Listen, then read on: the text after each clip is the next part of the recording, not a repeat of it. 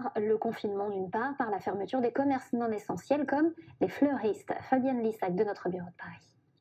La Toussaint est une fête de tradition catholique qui consacre tous les saints. C'est devenu une période cruciale pour les fleuristes, car la tradition veut que l'on fleurisse les tombes de nos proches.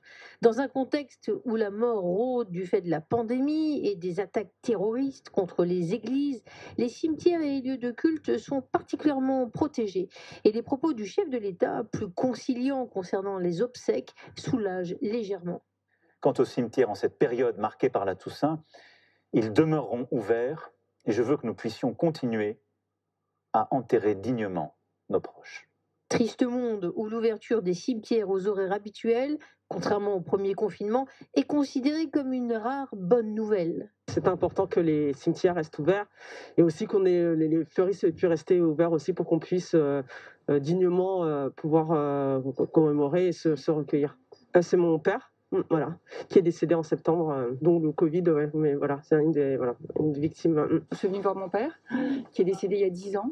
Et là, aujourd'hui, je me suis dit voilà, que c'était le moment de venir, aussi lié à la situation, au fait que j'ai besoin de son soutien dans ces moments difficiles. Les fleuristes ont obtenu un sursis. Ils sont encore ouverts ce week-end afin d'écouler leur stock de chrysanthèmes, de roses ou d'œillets. Après un été marqué par le report de mariage et l'absence de fêtes pour cause de Covid, le secteur des fleuristes tablait sur la Toussaint, période à laquelle il est coutume d'accomplir son devoir de souvenir envers ses défunts, mais ils doivent baisser le rideau dès demain. C'est une hérésie de considérer que les fleuristes ne sont pas essentiels à la vie sociale.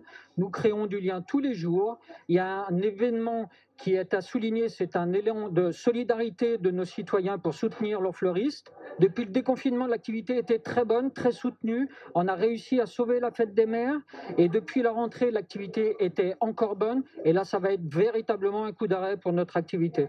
Qui aurait dit que les orchidées, dahlias, lilas, cyclamènes nous manqueraient autant? Offrir des fleurs reste un geste important socialement, qu'il soit dans une optique romantique, de séduction, de commémoration ou de remerciement ou de célébration. Et oui, Noël approche. À quelques semaines de cette fête majeure, les inquiétudes s'accroissent sur les ventes de sapins.